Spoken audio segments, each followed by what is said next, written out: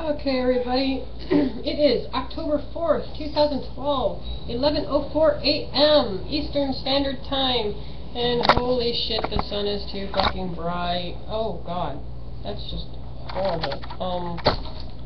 That's even worse. That sunlight coming from both directions. Ah!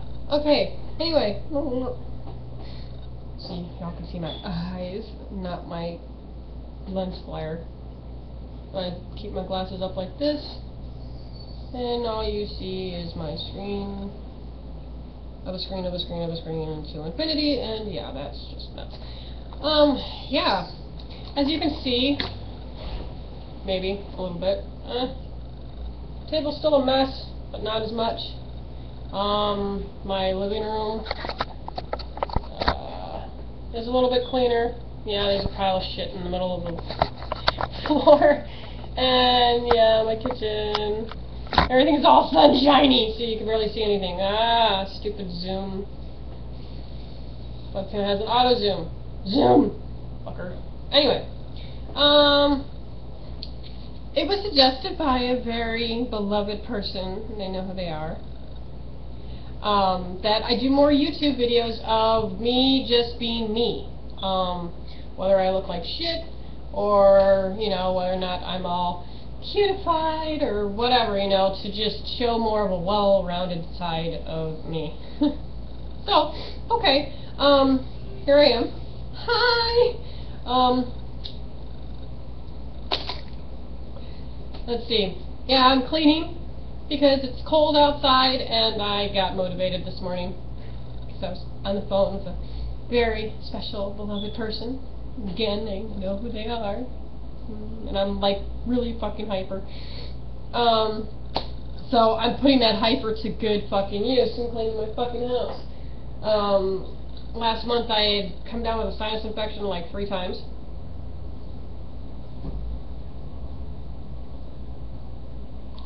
And how's this for sacrilege? I'm drinking Pepsi out of a Coca-Cola glass. It was a Christmas gift from last year. Chucky Butt had bought it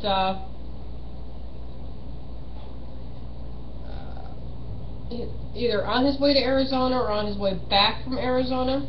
No, not Arizona, Vegas. What the fuck? Or no, he actually went to Arizona for a little while to visit his mom. Yeah. So, whatever. Anyway, he went to Vegas on a business trip, and he took a couple days and visited his mom and then came back. And it was all driving, and he's insane.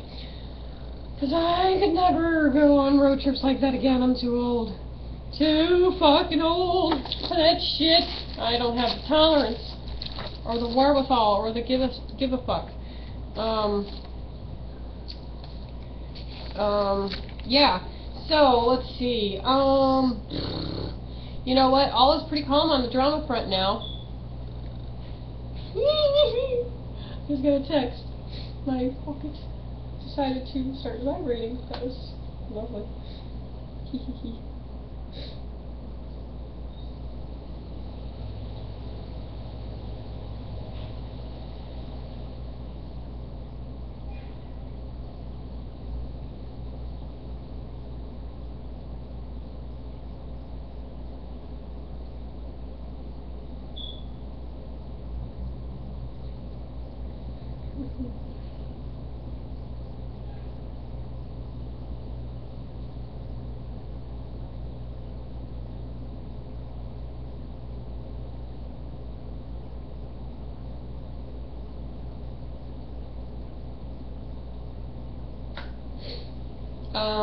Yeah, I'm just going to disconnect. Okay. All is pretty calm on the drama front since I removed the perpetrating individual from, you know, all my accounts and messaging and whatnot, and they still have my phone number, but they dare not text me. If they got the balls, they'll do it, but I won't respond. I'll just screenshot and be like, oh, what a tard. Lovely. But, yeah, drama sucks. I mean, I have enough of it in real life, you know?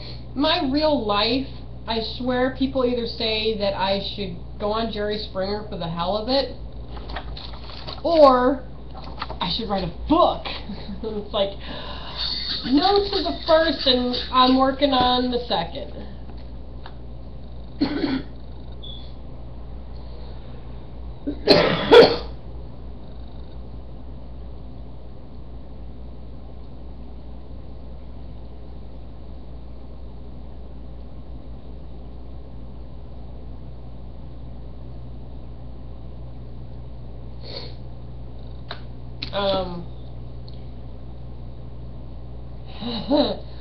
Yeah.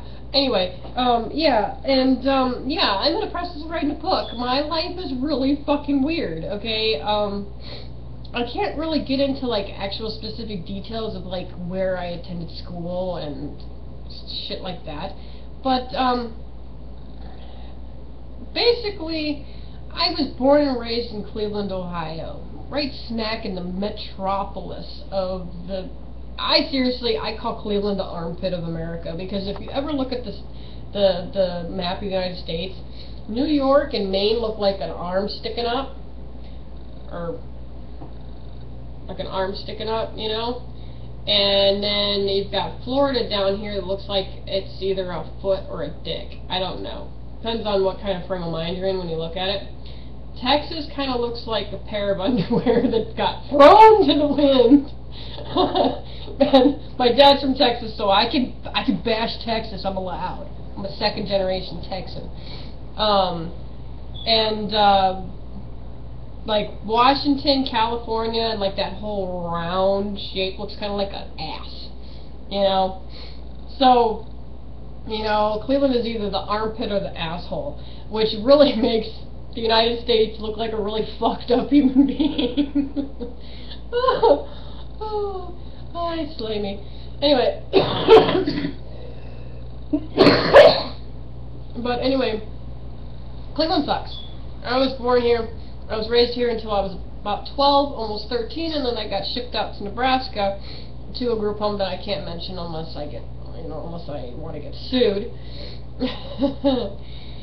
Yeah, and I was there until I graduated from high school, which I was 17, and then I went into Job Corps about 2 weeks after graduation. Got out when I was 19. About 5 months later I turned 20, so I was like 19 and a half, I guess.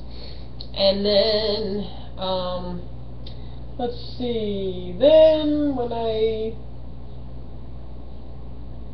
shortly before I turned 21, I moved out to Tennessee. Stayed there for about 5 months or so. Ended up back in Nebraska again, living in West Omaha, and then ended up living in Blair for a while. That ended in disaster, and I wound up in Lincoln. Long, interesting stories that went on between September of 2011 was when I broke my ankle. So that whole month plus into October, I had a boot on my leg and crutches. And imagine me climbing in and out of windows like I did when I was a kid at age 21 with a broken ankle, hanging out with what I didn't know at the time but found out later were notorious gang members from that one gang that, what's it called, Cosa Nostra, I think? I don't remember. But it was pretty bad. I had no idea until they started, or no, they were called the Vatos Locos, I think. Either they called themselves that, but Vatos Locos, which roughly translated means the crazy dudes, or the psycho dudes. And yeah, they were really out there. And I guess I blended in real well because nobody asked me if I was a güerita or not, which means a little white girl. Everybody, I guess, thought that I was a Chicana because they'd start talking in Spanish and I just would tune it out. I wouldn't say anything. And then they'd start looking at me and going, ¿Qué? You know, ¿Qué piensas? You know, what do you think? And I was like, nada. You know, es bueno. It's cool, you know. And I guess they thought that I was one of them. I don't know. So yeah, that was real fun, you know, dodging the police. Even though I didn't do anything wrong, I was well over the age of 18, but I was assisting a minor. So I could have been an accomplice to a lot of things. You know, luckily I look all sweet and innocent, so when the cops asked me, you know, do you know this individual? And I was like, no. You know, because I never knew her last name, so I was like, no, I don't know who you're talking about, officer. Nobody that I know lives here has that name. And they were like, well, who are you? And I was like, well, I'm just visiting friends. And anyway, long story made really short, I ended up in Lincoln. No, I wasn't in Lincoln yet. I ended up downtown at the YWCA. I walked there on my boot about 3 miles. I'd lost my crutches long by then. But I hobbled to the freaking YWCA in downtown Omaha, called my friend, my best friend Stacy, and said, please get me out of Omaha! And she picked me up about an hour later, because she got in her car, and picked me up, and I stayed at her place for about a week or so, and then I was supposed to move into a halfway house, because, you know, on her lease she wasn't allowed to have people staying at her place for more than, you know, 2 weeks.